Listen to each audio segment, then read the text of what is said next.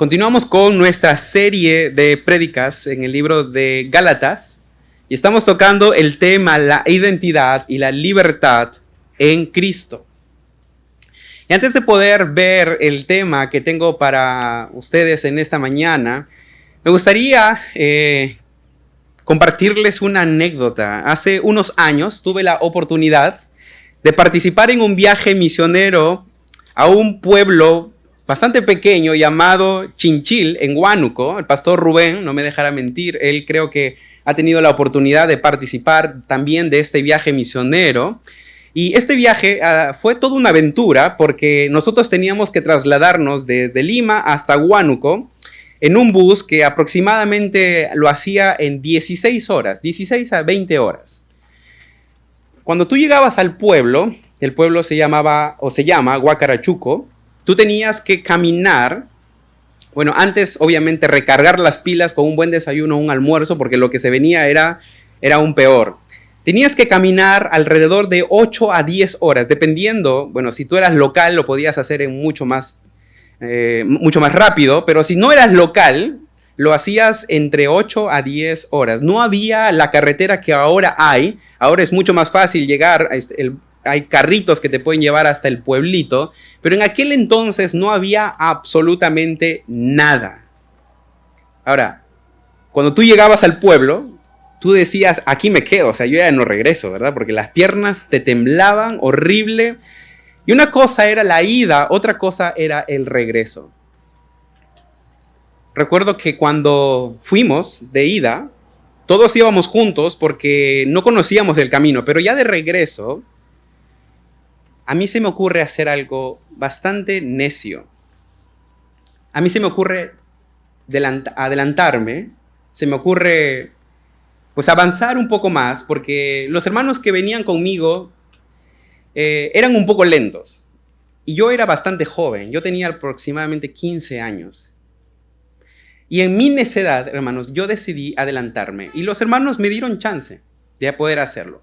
Ellos me dieron una sola recomendación. Ellos me dijeron, Daniel, sigue el camino. Sigue el camino. Al inicio, todo parecía muy fácil. El sendero estaba bien marcado, todo era muy claro. Incluso habían otras personas caminando junto a mí, de tal manera que yo me sentía bastante confiado. No había razón para que yo me pudiera preocupar. Pero llegó un momento en el camino en que habían dos rutas. No había ninguna señal, no había ninguna indicación clara, y en ese punto tuve que tomar una decisión. Y la decisión fue tomar el camino que a mí mejor me parecía. Así que decidí ir por ese camino sin antes haberme detenido para asegurarme o buscar algún tipo de información. Yo dije, los estoy dejando bastante atrás, creo que voy bien, voy a llegar primero, y ese sentido, ¿verdad?, de orgullo, de poder ganarles, me hizo tomar ese camino. Al principio noté que todo estaba bien, no había nada extraño, el terreno seguía siendo transitable, todo parecía normal, pero poco a poco el camino se volvió más difícil, más confuso, más peligroso. Me cayó la noche, hermanos. No había nada de luz más que la luna que me alumbraba aquel día. Todo era confuso para mí. Regresaba, volvía a caminar, me volvía a retroceder, volvía a subir una montaña para ver dónde estaba, y todo era confuso. Hermanos, yo me había perdido. Y lo que vino a mi mente no solamente fue temor, obviamente, sino que lo que vino a mi mente fue cuán peligroso es desviarse del camino. Pero no solamente es peligroso desviarse del camino, sino también para mí era importante considerar que no había tomado la información necesaria para yo llegar al camino. Y hermano, no sé si te ha pasado algo similar en tu propia vida. No sé si has experimentado en algún momento un escenario como este, donde todo parecía marchar bien, pero en un momento, en un punto de tu vida, todo se torna confuso, todo se nubla, todo comienza a oscurecerse. Y hermanos, es que una cosa es desviarse del camino y sin duda voy a experimentar cierto peligro, pero si yo aplico ese principio a la vida cristiana y yo me desvío del evangelio, hermanos, las consecuencias pueden ser catastróficas. De hecho, las consecuencias son eternas. Desviarse del evangelio puede ser catastrófico, desastroso. Y hermanos, eso mismo está sucediendo en la vida de la iglesia de Galacia. Ellos habían comenzado bien, ellos habían oído el evangelio, ellos habían visto a Cristo crucificado, presentado claramente ante ellos. Ellos habían creído, pero en un punto del camino, ellos se desviaron. Ellos no negaron completamente a Cristo, no rechazaron el evangelio abiertamente. El problema fue aún más sutil que eso. Ellos comenzaron a creer que Cristo era necesario, pero no suficiente. Y de ahí el título de este sermón, la suficiencia de Cristo. Ellos comenzaban a pensar, sí, la fe es importante, pero necesitamos algo más.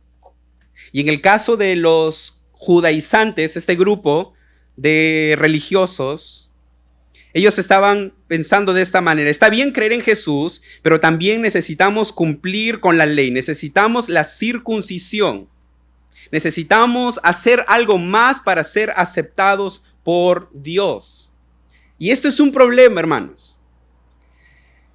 Pero este problema no surge como que tan obvio, a veces con pasos en falso, de manera muy, pero muy, muy sutil. Pequeños ajustes, hermanos, terminan por desviarnos muchas veces del camino.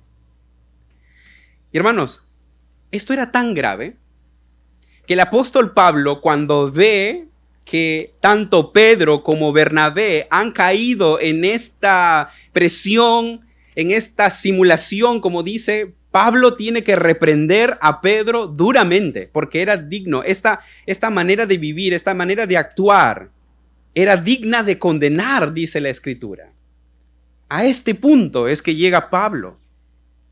Pablo le tiene que decir a Pedro: Pedro, ese no es el evangelio. La manera en cómo estás actuando, cómo estás viviendo, no corresponde, no es coherente con la verdad del evangelio. Y ahora, hermanos, en el capítulo 3, Pablo se dirige a los creyentes con palabras duras, directas, incluso incómodas, pero necesarias. ¿Cómo le dice Pablo a los Gálatas? Oh, Gálatas insensatos. Y es que, hermanos, el problema, otra vez, no es que los Gálatas rechazaron el evangelio o rechazaron a Cristo, sino que estaban añadiendo a algo. Estaban añadiendo algo a Cristo. Y Pablo les tiene que exhortar diciendo: Cristo es suficiente. No necesitas agregar nada más a Cristo. Y aquí es donde deseo compartirles la proposición de mi sermón en esta mañana. Porque Dios ha provisto en Cristo todo lo necesario para nuestra justificación y bendición. Tú debes dejar de confiar en tus obras y aferrarte únicamente a Él por la fe. Una vez más, porque Dios ha provisto en Cristo todo lo necesario para nuestra justificación y bendición, tú debes dejar de confiar en tus obras y aferrarte únicamente a Él por la fe. Y es posible, hermano, otra vez, que tú no lo digas verbalmente: yo estoy añadiendo a Cristo algo más. Y podemos ser muy correctos en la manera en cómo hablamos. Pero no solamente importa lo que decimos, importa cómo vivimos. Y yo ruego, hermanos, que durante todo este sermón podamos tener esta disposición de dejar que la palabra obre en nuestros corazones, que examinemos nuestras motivaciones, nuestras acciones, la manera en cómo estamos viviendo. Sé que a nadie le gusta decir, sí, yo soy un legalista. Pero hermanos, es posible que en la práctica nosotros creamos, sí, Cristo es necesario, pero no suficiente. Y esto es un grave, grave problema. Esto es un grave peligro del cual Dios desea que escapes.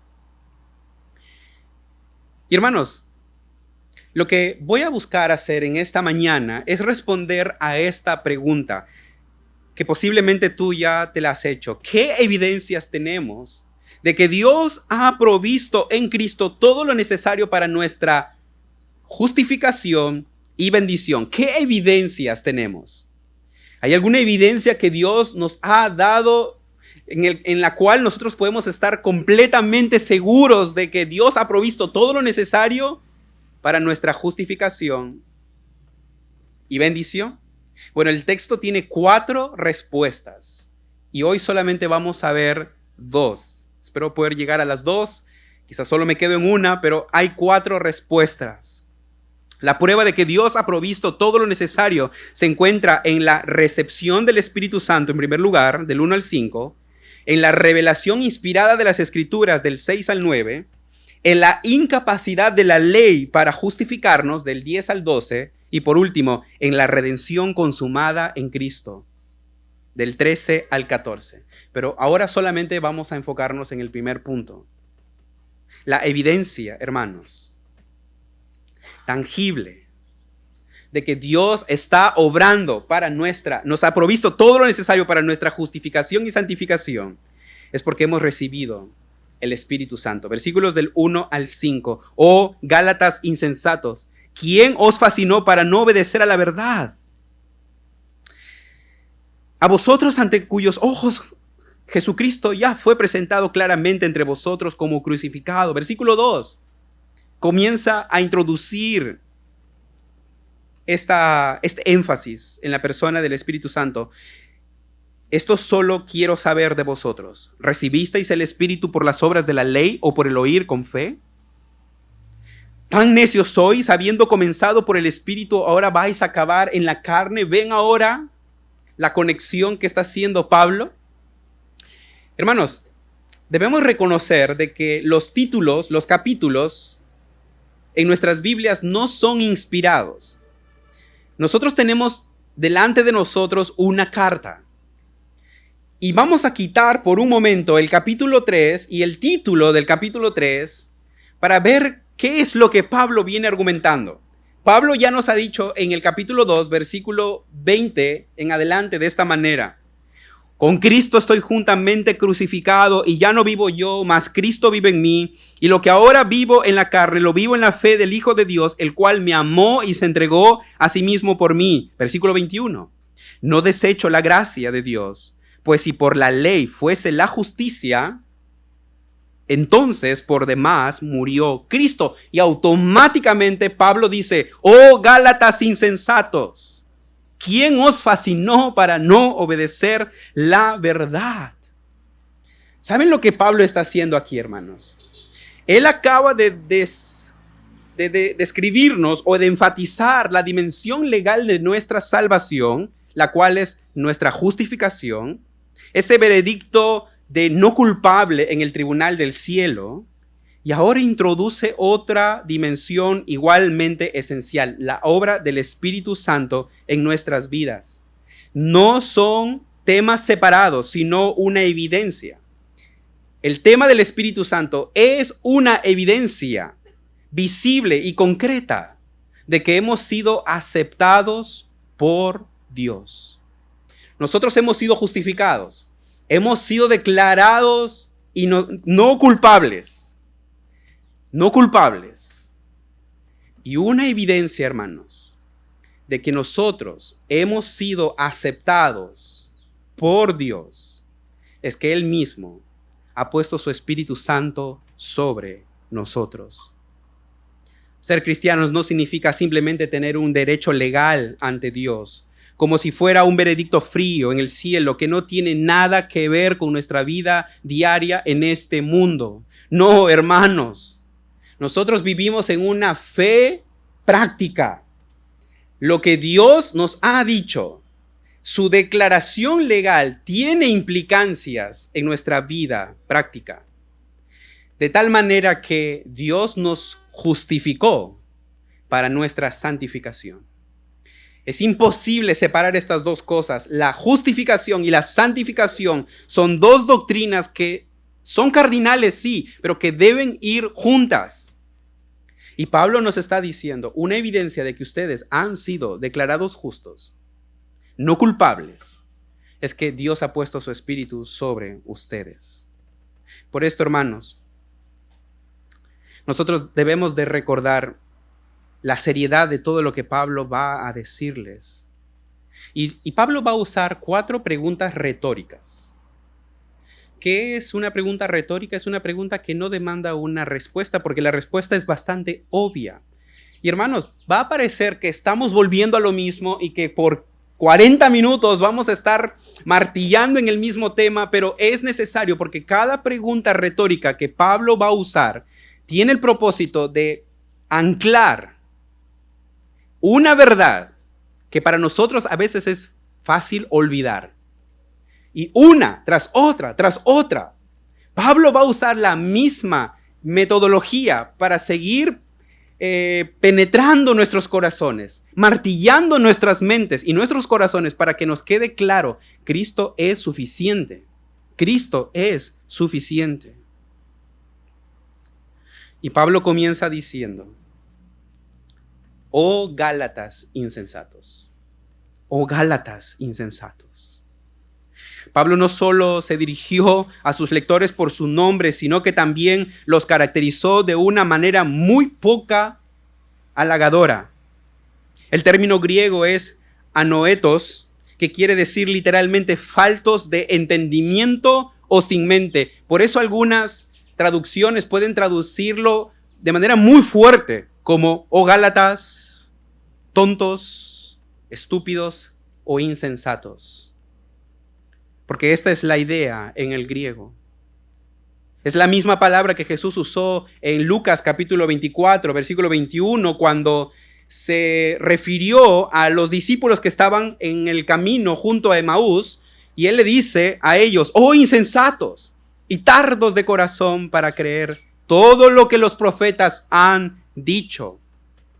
Sin embargo, hermanos, esta dureza no debe malinterpretarse. Pablo no solamente no está hablando desde el desprecio de su corazón, sino desde su profundo amor por esta iglesia. Ya antes los había llamado hermanos en el capítulo 1, versículo 11. Y más adelante en el capítulo 4, versículo 19, les va a llamar hijitos míos. Entonces, hermanos, su reprensión nace de una relación profunda, de ese afecto pastoral que Pablo tiene sobre esta iglesia. Ustedes conocen el capítulo 6. El capítulo 6 dice que debemos de corregir a los hermanos con mansedumbre. Y tú podrías pensar, Pablo está contradiciéndose aquí. Dice que corrijamos con espíritu de mansedumbre, pero aquí no veo muy manso a Pablo diciéndoles, oh Gálatas insensatos. No, hermanos. Hay un principio que Pablo nos quiere enseñar. Y es que, hermanos, la verdadera mansedumbre no excluye la firmeza cuando está en juego la verdad del evangelio. El evangelio no puede ser negociable. No podemos negociar con el evangelio, de tal manera que a Pablo no le tembló la mano si era Pedro o si era Bernabé. Él tuvo que exhortarlo públicamente porque lo que estaba en juego era la pureza del evangelio. Y necesitamos nosotros considerar que lo que importa debe ser la verdad del evangelio. Pablo ama a los Gálatas. Y precisamente porque los ama, no suaviza su diagnóstico, no recurre a un sentimentalismo superficial, sino que confronta directamente su error. Al llamar, hermanos, a los Gálatas tontos o estúpidos, Pablo no estaba poniendo en duda su inteligencia.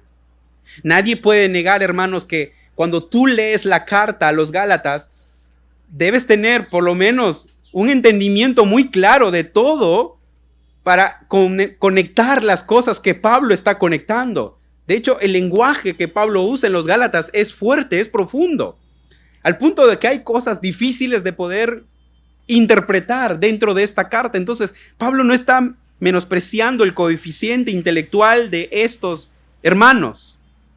Los Gálatas no carecían de coeficiencia intelectual, sino de discernimiento espiritual. Y por eso los exhorta Pablo. Y Pablo va a intensificar esta exhortación, esta preocupación con la palabra, ¿quién os fascinó? ¿Quién os fascinó? La palabra que Pablo usa, hermanos, es muy interesante. De hecho, dicen los autores que esta es la única parte en la Biblia que se usa de esta manera. La palabra griega para fascinó se usaba en el contexto de la brujería y la hechicería. Esa es una de las razones del por qué algunas traducciones dice, ¿quién nos hechizó? Y el punto que Pablo quiere resaltar en este texto es que detrás de toda distorsión del evangelio, sin duda hay una presencia demoníaca. Es Satanás el individuo, el enemigo número uno del Señor de que los creyentes seamos desviados del camino. Y por eso Pablo dice, ¿quién os hechizó? Pablo no está diciendo que literalmente hubo magia involucrada, pero sí está señalando algo profundamente serio.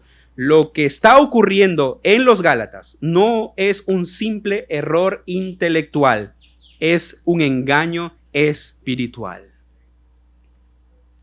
Porque distorsionar la verdad, hermanos, es una obra diabólica. Y Pablo lo expresó ya antes en 2 de Corintios 11, versículo 3, cuando dice, pero temo que así como la serpiente con su astucia engañó a Eva, vuestros sentidos sean de alguna manera extraviados de la sincera fidelidad a Cristo. ¿Pueden ver el paralelismo aquí, hermanos? El punto con Eva no fue un rechazo abierto a Dios.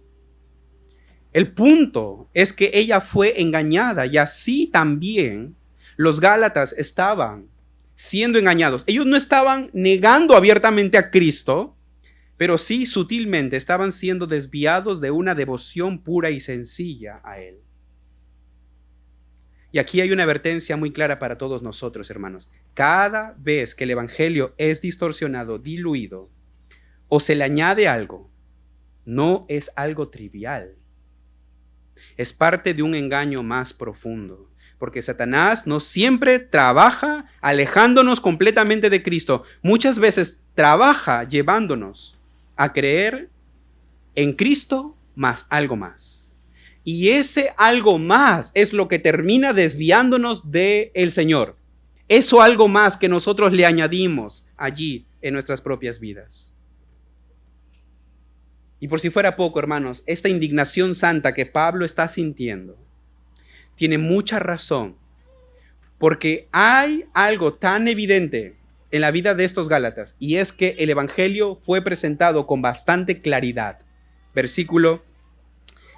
Seguimos en el versículo 1. Cristo ya había sido presentado claramente ante ellos como crucificado. Y el término griego para presentado claramente, que es proegrafe, evoca la imagen de un cartel o de un anuncio publicitario, una valla publicitaria espiritual donde la muerte sustitutoria de Cristo fue expuesta con tanta claridad que los Gálatas pudieron ver la suficiencia del sacrificio de Cristo. No había duda de que el hombre podía hallar o encontrar una salvación propia. No había duda. De hecho, la muerte de Cristo nos revela que justamente porque no podemos nosotros salvarnos, es que el Hijo de Dios tuvo que morir. Y esto fue presentado con bastante claridad ante los ojos de los Gálatas. Y por eso Pablo está indignado. ¿Quién os fascinó? Cristo ya les ha sido presentado a ustedes con mucha claridad. Hermanos, la esencia del Evangelio no es, en primer lugar, un llamado a cómo debes vivir, sino el anuncio de lo que Jesucristo ya ha hecho por ti en la cruz. El Evangelio no parte con lo que tú haces. El Evangelio parte de lo que Cristo ha hecho en nuestro favor. El Evangelio no comienza con un imperativo: haz esto, cambia esto, esfuérzate más, sino con un indicativo claro y glorioso: Cristo ha hecho algo por nosotros. Es la proclamación de un evento histórico. Cristo vivió la vida que tú no podías vivir y murió por la muerte que tú merecías morir. Otra vez, Cristo vivió la vida que tú no podías vivir y murió la muerte que tú merecías morir. Antes de decir qué debes hacer, el Evangelio te dice que ya está pagada la deuda. Por eso Jesús dijo: tetelestai, la deuda ha sido pagada, ya está completo. Y por eso les enfaticé esta estrofa del himno. Mis pecados clavó en la cruz, de todos el precio pagó, y ya no los llevo. ¡Oh, gloria a Jesús! Pero aunque podemos decir Jesús es importante, muchas veces no creemos en la suficiencia de Cristo. Creyente, ¿vives confiadamente arraigado en la suficiencia de Cristo en tu propia vida? ¿Es Cristo realmente suficiente? ¿O cuando las cosas van mal en tu propia vida, en tus días buenos, en tus días malos, ahí comienzas tú a tambalear diciendo: ¿será que ahora Dios me acepta? ¿Será que ahora Dios me va a amar? ¿Dios me va a bendecir? Tengamos cuidado de esto, hermanos. Porque si convertimos el Evangelio en una lista de instrucciones para mejorar nuestra vida, entonces inevitablemente caeremos en una de estas dos cosas. Y esto lo vamos a enfatizar a lo largo de todo el sermón. Apartarse del Evangelio, hermanos, inevitablemente nos lleva a cometer dos errores. O a caer en dos errores: en el orgullo, pensando que lo estamos logrando, o en la desesperación, al darte cuenta de que no puedes. Y Dios quiere librarte de esas dos realidades. El Evangelio, entonces, hermanos, no es un consejo para que vivas mejor. Es una noticia. Es una gran noticia. Es una declaración de rescate. Y cuando tú, hermanos, entiendes, tú, amigo que me escuchas, entiendes esta verdad y la abrazas y la crees, esto te permite vivir una vida plena, libre, y te lleva a experimentar un gozo verdadero y real en tu propia vida. Porque la obediencia deja de ser una carga para ganar el favor de Dios y se convierte en una respuesta natural de amor hacia aquel que ya nos ha aceptado plenamente. Vive en la libertad con que Cristo te hizo libre, va a decir Pablo más adelante. Y no vuelvas a esclavizarte en el yugo de esclavitud. Y Pablo tiene en mente allí la ley de manera muy particular. Abandonar la suficiencia de Cristo para volver al legalismo no es avanzar en la vida cristiana, es retroceder. Es cambiar una relación viva con un Dios vivo por un sistema frío que nada te va a aportar. Como lo vamos a ver más adelante, lo único que puede producir en tu vida al intentar buscar una justicia personal por medio de la ley es maldición. Pero lo vamos a ver más adelante con bastante detalle. Entonces, hermanos, necesitamos volver a Cristo, a creer en su suficiencia, en la suficiencia de Cristo. Y como mencioné antes, una evidencia muy palpable, muy tangible de que Dios ya nos ha aceptado en Cristo es que Dios ha puesto su Espíritu Santo sobre nosotros. Y Pablo va a confrontar a estos hermanos haciéndoles una pregunta retórica. Versículo 2. Esto solo quiero saber de vosotros.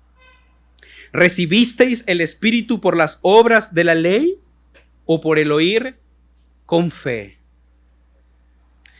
Pablo les está diciendo, ¿tuvieron que cumplir más requisitos, pasar por alguna ceremonia especial o realizar algún rito adicional para que pudieran recibir el Espíritu Santo? Y la respuesta es muy obvia, y la respuesta es no. No recibieron el Espíritu tras someterse a la circuncisión o tras un periodo de prueba moralista. Lo recibieron en el instante en el que ellos creyeron en el Evangelio de la cruz.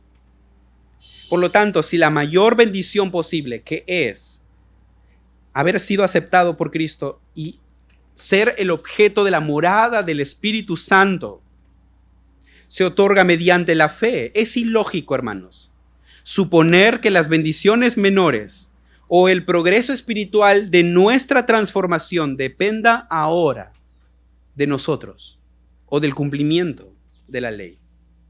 Ese es el énfasis de Pablo. Es ilógico pensar que la mayor bendición que Dios nos ha dado en Cristo, que es a su propio Espíritu, se nos ha sido otorgado solo por la fe. Es ilógico pensar que yo puedo recibir las bendiciones menores por mi desempeño. Entonces, Pablo, esto es el resumen de lo que dijo en el capítulo 4, en el capítulo 2 y lo que está diciendo en el capítulo 3. Tanto la justificación como el Espíritu Santo, ambos los hemos recibido por fe, no por algún esfuerzo humano. No, hermanos. Por lo tanto, hermanos, es incorrecto y teológicamente peligroso sostener, como algunos lo hacen, que la plenitud del Espíritu Santo se recibe mediante una experiencia posterior, adicional o separada de la fe en Cristo. La Escritura no presenta al Espíritu como una segunda etapa de la vida cristiana, sino como parte, como un solo paquete de nuestra salvación. De tal manera que Pablo va a decir esto en Efesios 1:13. Por favor, léelo conmigo allí. Efesios 1:13 al 14. En él, hablando de Cristo, también vosotros, habiendo oído la palabra de verdad, el evangelio de vuestra salvación, y habiendo creído en él, fuisteis sellados con el Espíritu Santo de la promesa, que es las arras de nuestra herencia, hasta la redención de la posesión adquirida para alabanza de su gloria. ¿Qué entendemos por la palabra arras? Bueno, en el griego la palabra arras es arrabón y se refiere o se usaba en el mundo antiguo como un anticipo o un depósito inicial, un pago que garantizaba que el resto de la promesa se cumpliría. Era la señal de que la transacción estaba asegurada. Las arras. En otras palabras, el Espíritu Santo, hermanos, no es una experiencia adicional, sino la garantía divina de la obra de salvación que Él ya inició y que será completada, sí, pero que está garantizada. El Espíritu Santo es esas arras. ¿Y cuándo recibimos el Espíritu Santo según el texto? Cuando oímos, cuando creímos el evangelio de nuestra salvación. Fue en ese momento, no posterior. Hay algunas personas, algunas denominaciones que creen que el Espíritu Santo se recibe posterior a la salvación con una experiencia sobrenatural a la cual denominan una segunda bendición y que normalmente está ligada al hablar en lenguas. Pero según el texto, el Espíritu Santo, que es las arras de nuestra herencia, lo recibimos cuando creímos en el Evangelio. Entonces, hermanos, no existe tal cosa como niveles de salvación.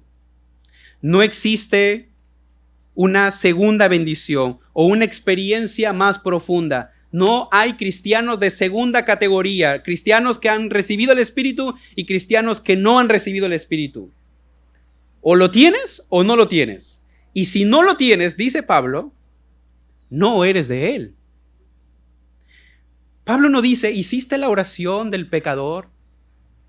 ¿La hiciste bien con todos los detalles sin olvidarte nada? No dice eso. Dice, el que no tiene el Espíritu de Cristo no es de Él.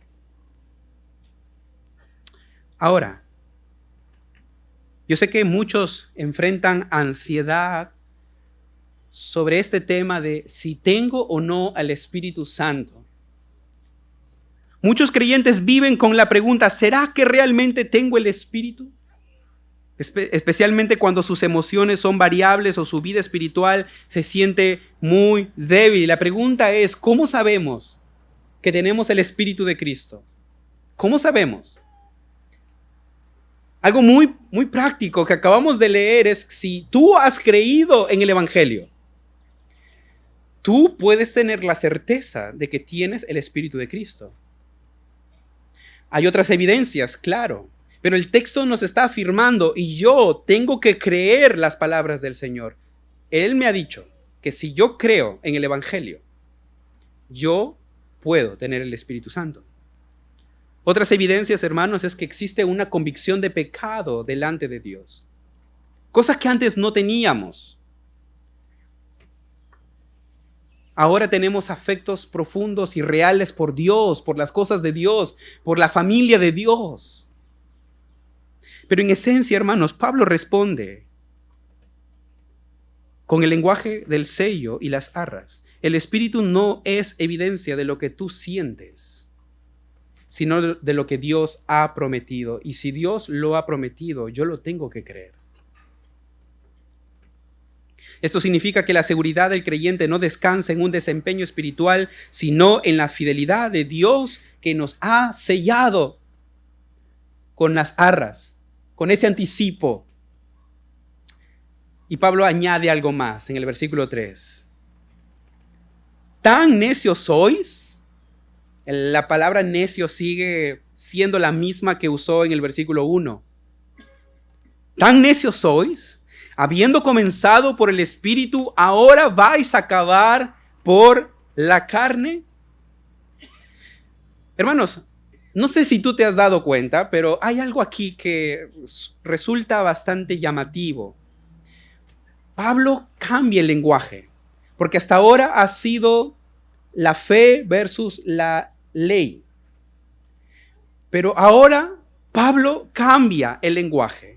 Y esperaríamos que Pablo dijera algo como esto: habiendo comenzado por la fe, ahora vais a acabar por las obras de la ley. Pero él cambia la metodología y usa dos elementos. Pasa de fe a ley, a hablar de espíritu, obras. Es muy interesante. Por eso él dice, habiendo comenzado por el espíritu, ahora vais a acabar por la carne. Y es importante que definamos qué quiere decir carne. Porque, hermanos, el término carne en la escritura no significa lo mismo en todo lugar. En algunos casos, la palabra carne solo hace referencia a nuestro cuerpo físico. Como Pablo dice en Gálatas 2:20, con Cristo estoy juntamente crucificado y ya no vivo yo, mas ahora vive Cristo en mí. Y lo que ahora lo vivo en la carne. No es que él andaba en pecado. Él está diciendo que él vive en su cuerpo. Lo que vive en su cuerpo, lo vive en la fe del Hijo de Dios, el cual me amó y se entregó a sí mismo por mí.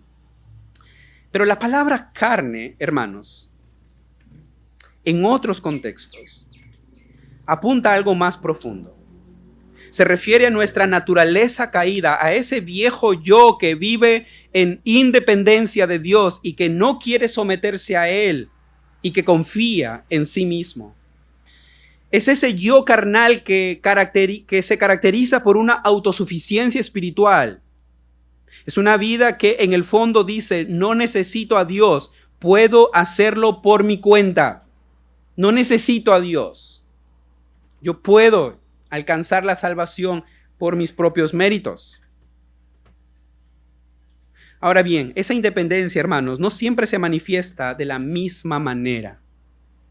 En algunos casos se manifiesta de manera muy inmoral, muy carnal. Como Pablo va a decir más adelante, las obras de la carne. la inmoralidad, la ira, la envidia, la mentira, etcétera, etcétera, etcétera. Entonces, esa es una forma de manifestar la carne, pero no es la única. Otras veces, y esto es clave para entender Gálatas, se expresa de una manera mucho más sutil a través de una vida moral, religiosa, aparentemente correcta, que intenta agradar a Dios por medio del esfuerzo propio. Entonces, andar en la carne no implica necesariamente, estoy viviendo una vida desordenada, loca. Tú puedes seguir viviendo en la carne cuando tú vives independiente del Señor. Cuando intentas vivir y agradar a Dios en tus propias fuerzas. En este caso, la carne no se ve como rebeldía escandalosa, sino como autosuficiencia respetable. Es el intento de alcanzar el favor de Dios mediante el cumplimiento de la ley. Y por eso precisamente Pablo tiene que confrontar a los Gálatas. Les está diciendo en esencia, ustedes comenzaron por el Espíritu. El Espíritu que obró vida en ustedes, dándoles confianza en Cristo. ¿Cómo es posible que ahora quieran terminar lo que Dios inició, regresando a una vida de autosuficiencia, confiando en su propio esfuerzo para obedecer la ley? Ese es el punto de Pablo. Si ustedes, más adelante va a decir, si ustedes viven por el Espíritu, también, ¿qué dice? Anden en el Espíritu. Pablo les está recordando, el Espíritu Santo inició la vida espiritual que ustedes poseen. No intenten luego vivir en sus propias fuerzas. El evangelio, hermanos, como decía Tim Keller, no es el ABC del creyente, es como la puerta para entrar a la salvación. Keller decía que el evangelio es desde la A hasta la Z, porque el mismo espíritu que nos salva es el mismo espíritu que nos santifica, hermanos. Así que no es que yo necesité al Espíritu Santo en una etapa de mi vida y ahora es como que todo depende de mí. Algunos pueden pensar de esta manera: Señor, tú has hecho todo por mí, ahora me corresponde hacer todo para ti. Y eso suena bastante espiritual. Pero hermanos, el creyente debe aprender que la verdadera madurez espiritual no consiste en una independencia, sino en una constante dependencia del Señor. Hermanos, el Espíritu Santo no se recibe como si recibe un objeto o una caja de Amazon y luego la pones en un estante. No, si tú has recibido el Espíritu Santo es para que constantemente vivas a la luz de su dirección. Eso es lo que está diciendo Pablo.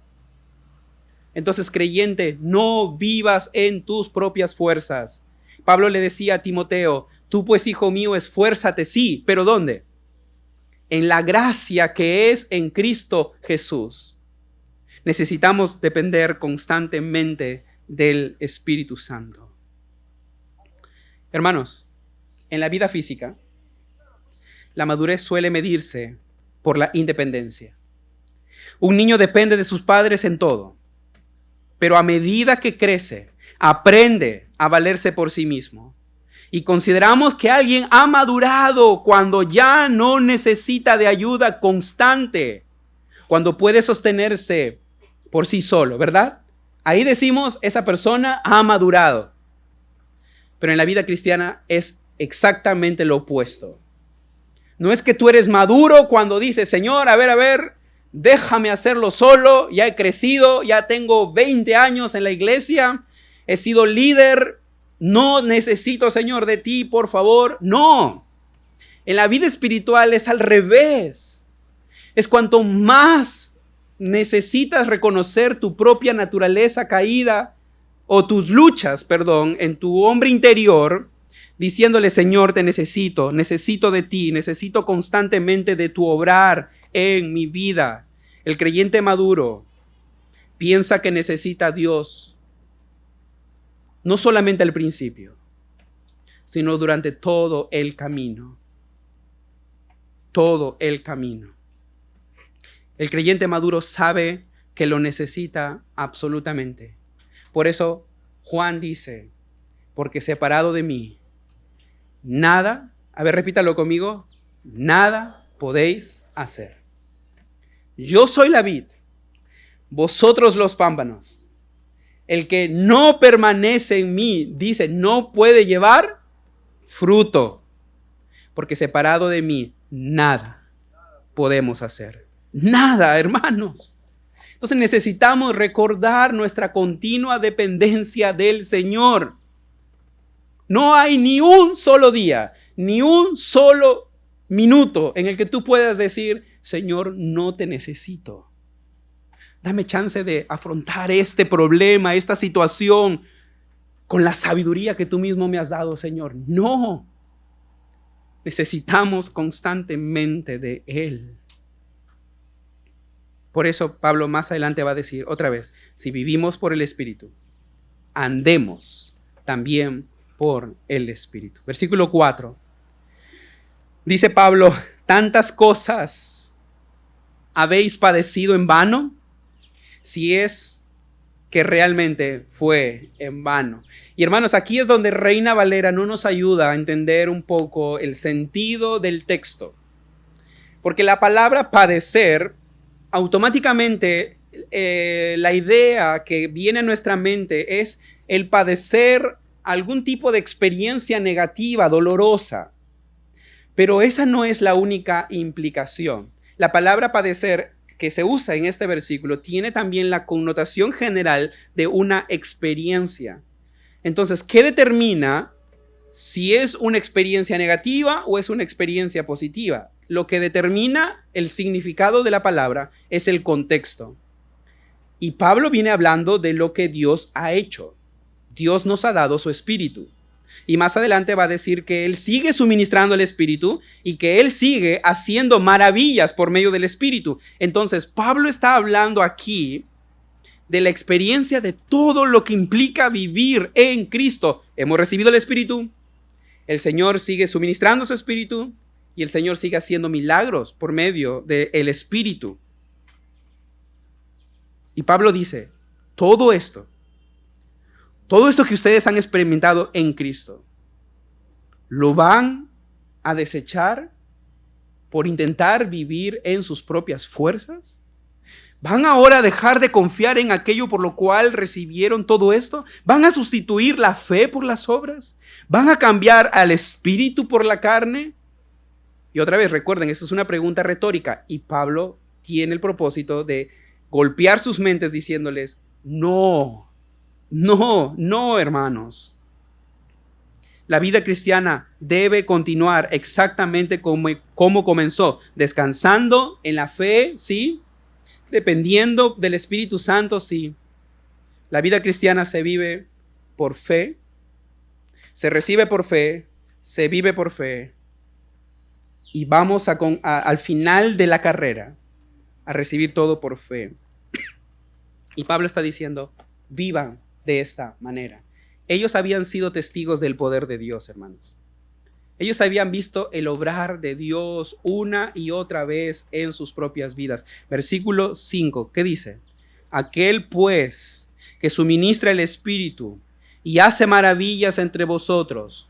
La gran pregunta de Pablo. Pablo está sintetizando ya todo aquí.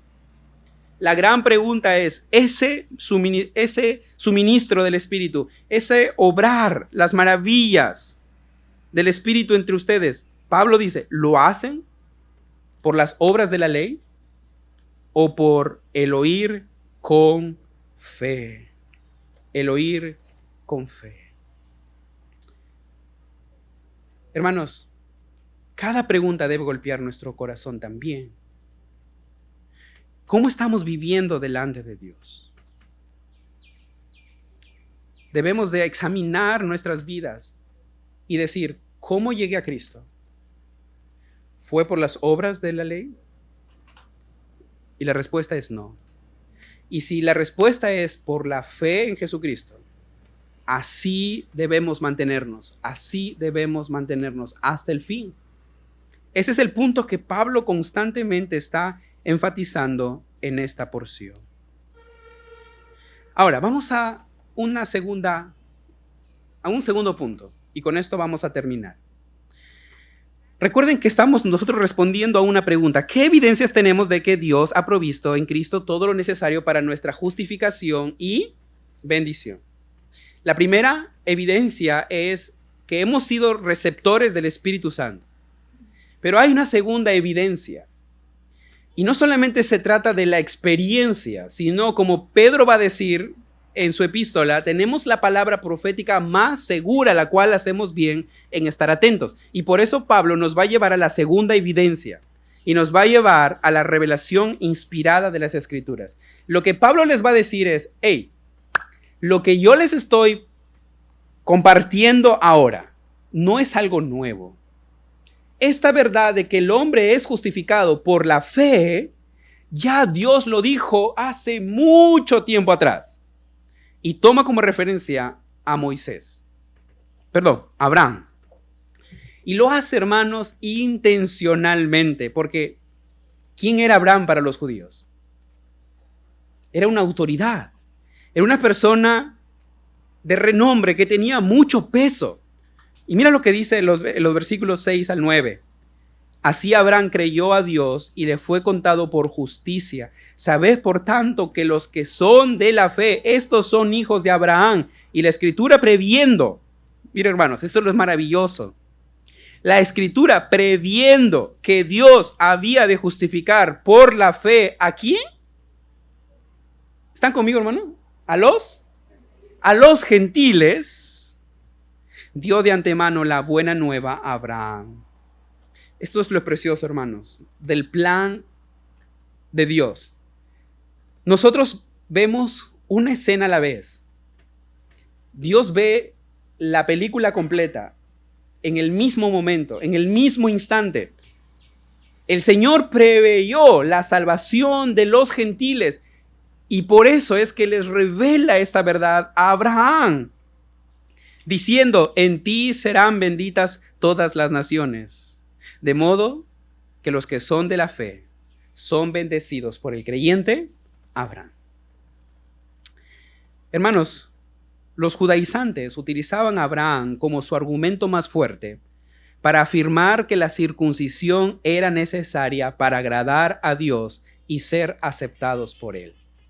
Abraham era su referente, porque no solamente Dios le dice a Abraham, te voy a escoger para bendecir a las naciones, sino que tiempo después Dios le dice a Abraham, circuncídate. Y la circuncisión era un elemento clave para identificarse con el pacto como parte del pueblo de Dios. Y la conclusión de los judaizantes era bastante lógica, pero no por eso es correcta. Bueno, mucha de la falsa doctrina suena muy lógica, pero no es verdad. Lo lógico no necesariamente es lo correcto. ¿Cuál era la lógica de los judaizantes? Ellos decían, si nosotros queremos ser objeto de la bendición que Dios le ha prometido a Abraham, debemos de seguir los pasos de Abraham y debemos de circuncidarnos. Si tú quieres ser parte de la familia que es bendecida por el creyente Abraham, entonces tenemos que convertirnos como Abraham. Y otra vez, eso suena muy lógico, pero no es lo correcto.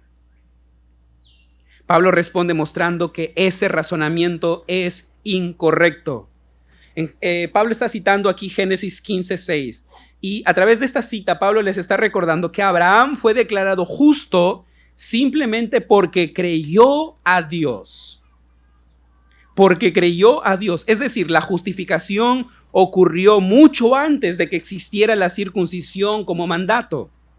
Cuando Abraham confió en la promesa divina, aún sin ver su cumplimiento y en medio de su propia incapacidad, Dios le contó esa fe por justicia. Abraham, ¿cómo fue justificado? Solo por la fe. Entonces le salió el tiro por la culata, como se dice, ¿verdad? Porque si Abraham era el referente para los judaizantes, Pablo toma esta imagen, este personaje y les dice, están equivocados.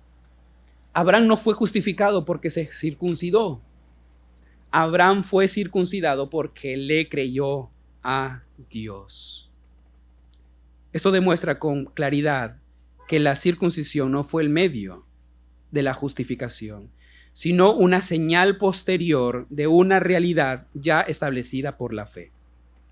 Pablo desarrolla este mismo argumento en el capítulo 4, mostrando que Abraham fue justificado estando aún incircunciso, para que pudiera ser padre tanto de los judíos como de los gentiles.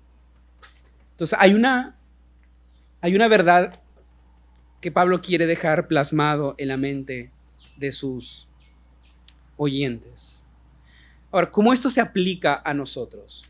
Una vez más, hermanos, examina en qué estás confiando realmente.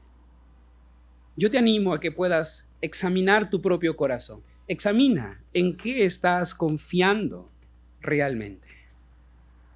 Es posible que no lo digas, sino que lo sientas en tu corazón. ¿Qué sientes cuando fallas a Dios? Respondes, he fallado, pero Cristo es suficiente. Cristo es mi abogado. Como dijo Juan, hijitos míos, estas cosas os he escrito para que no pequéis, pero si alguno hubiere pecado, abogado tenemos para con el Padre, a Jesucristo el justo. ¿Es así como te aferras a esa verdad? O dices, ahora tengo que hacer algo para recuperar el favor de Dios. A ver, ¿qué puedo hacer? Sí, hay alguna necesidad en este ministerio. Me voy a meter en este ministerio. Ahora voy a asistir más frecuente a las comunidades, sí, porque yo sé que esto es bueno para mí.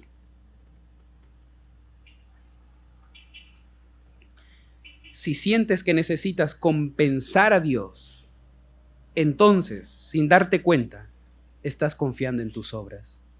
Tú no necesitas compensar a Dios. Tú no dices, tú has hecho mucho por mí, Señor, ahora sí me toca hacer esto. No. Segundo, no conviertas disciplinas espirituales en medios de justificación. Orar, leer la Biblia, congregarse son medios de gracia. ¿Qué entendemos por la palabra medios de gracia? ¿Qué significa que orar, leer la Biblia, congregarse sea un medio de gracia? Quiere decir, hermanos, que son herramientas que Dios mismo ha establecido para comunicarnos su gracia. Son herramientas que Dios ha establecido para comunicarnos su gracia, para fortalecer nuestra fe, para hacernos crecer en la vida cristiana. A través de estos medios, el Espíritu Santo obra en nosotros, nos nutre, nos corrige, nos afirma y nos va conformando a la imagen de Cristo.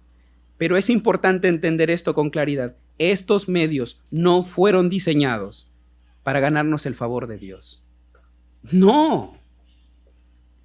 No es un medio para ganarte el favor de Dios o para ser bendecido.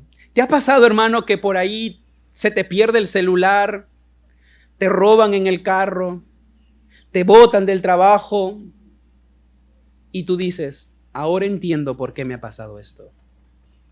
Es que he dejado de leer mi Biblia. Es que no he dado la ofrenda.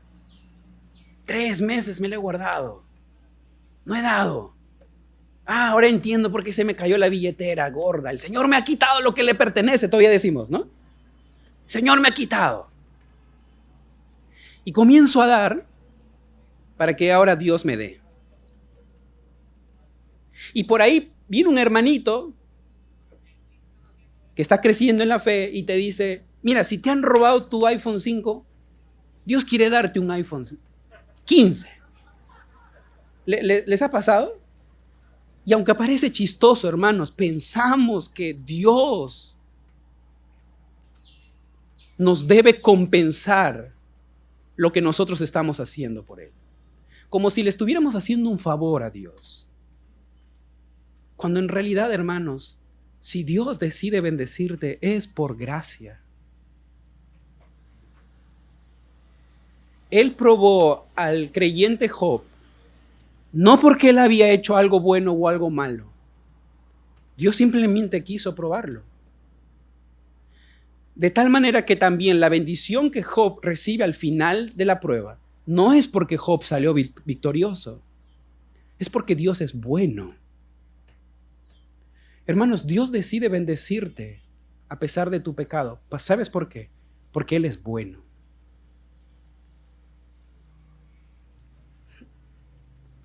Entonces, hermanos, recuerda que lo externo nunca sustituye lo interno. Así como la circuncisión no podía salvar, hoy tampoco lo puede hacer asistir a la iglesia, servir en un ministerio, tener lenguaje cristiano o incluso vivir moralmente bien. Tus buenas obras no sustituyen lo que Cristo ha hecho. No, hermanos. Y muchos sirven para aplacar muchas veces su conciencia. Han peleado con la esposa, han renegado con el hijo y dicen, a ver, ¿qué puedo dar? Puedo dar quizás más dinero, o quizás puedo ser más generoso, o quizás puedo servir más, y el servicio se convierte en un medio para yo aplacar mi propia conciencia. Y hermanos, no debemos de vivir así. No debemos de vivir así. Nada de eso tiene poder para justificar. Sin fe real en Cristo, todo eso es forma sin vida. Todo eso es forma sin vida. Y por último, hermanos, vuelve constantemente al Evangelio. Como diría Jerry Bridges y también Tim Keller, decían, predícate el Evangelio. Predícate el Evangelio. Recuerda, el Evangelio no solamente es el ABC, es toda nuestra vida. Necesitamos volver al Evangelio. Necesitamos recordar nuestra identidad. Debemos recordar, como Pablo les hizo recordar a los Gálatas, ¿ustedes recibieron el Espíritu por las obras de la ley o por el creer por fe? Debes predicarte a ti mismo. La vida cristiana no comienza con fe y luego continúa con esfuerzos. Comienza por fe, se sostiene por fe y termina por fe. Cada día necesitas recordarte, soy aceptado por lo que Cristo hizo, no por lo que yo hago. Entonces, hermano, así como donde abundó el pecado, sobreabundó la gracia. Entonces, ya salimos de acá, no vamos a la pachanga, al tono. No importa entonces. Eso no es lo que estoy diciendo. Porque, hermanos, cuando yo veo mi propio pecado y veo la gracia de Dios constantemente en mi vida, no tratándome como me merezco, eso en vez de llevarnos al pecado, nos debería llevar, como dice Pablo en Romanos capítulo 2, al arrepentimiento. Un entendimiento correcto de la gracia de Dios en nuestras vidas, hermanos, nos va a llevar, no por temor, sino por gratitud, a decir, Señor, aquí estoy. Tú ya me has dado todo. Tú ya me has dado todo, Señor. Y lo que yo haga es como dice Lucas, soy como aquel siervo diciendo, siervo inútil soy, pues porque lo que debía haber hecho, eso hice. O sea, no estoy haciendo algo extraordinario para Dios. Estoy haciendo lo que me corresponde hacer como hijo de Dios. De tal manera que la gloria no se la lleva Daniel, se la lleva Cristo, porque Él ya pagó la deuda. Él ya hizo todo por nosotros. Amén. Hermanos, entonces, es por medio de la fe que nosotros somos bendecidos en el creyente Abraham. Y Pablo va a decir que judío no es el que ha nacido en la tierra santa. El verdadero judío es todo aquel que confía en Jesús como su único Salvador, como su Señor y Salvador. Ser bendecido en este contexto no es algo superficial o meramente material. Es recibir todo lo que Dios en su gracia ha prometido en Cristo. ¿Qué cosas nos ha prometido en Cristo? Perdón, reconciliación, vida nueva, vida eterna. Paz. Hemos cantado de esa paz. Tengo paz con mi Dios. Y yo te diría, ¿esa paz la recibiste por las obras de la ley o por la fe? Y tú tienes que responder, por la fe. Creyente, vive en la suficiencia de Cristo. Estimado amigo que me escuchas, que no conoces al Señor, no intentes vivir en tus propias fuerzas. No intentes seguir el camino en tus propias fuerzas, porque todo lo que es en tus fuerzas, todo lo que proviene de naturaleza humana, tarde o temprano se cae. Tarde o temprano se cae. Es como tratar de poner a tu arbolito de Navidad manzanas con grapas. Las manzanas se ven bonitas, pero el árbol está muerto. No intentes vivir o no intentes hacer cosas de cristianos. Eso no te salva. Solo Cristo salva. Solo Cristo salva. Cristo es el único que puede redimirnos de la maldición de la ley. Lo vamos a ver el próximo sermón con mayor detalle, pero quiero que te vayas con esto. Cristo es el único que nos puede redimir de la maldición de la ley.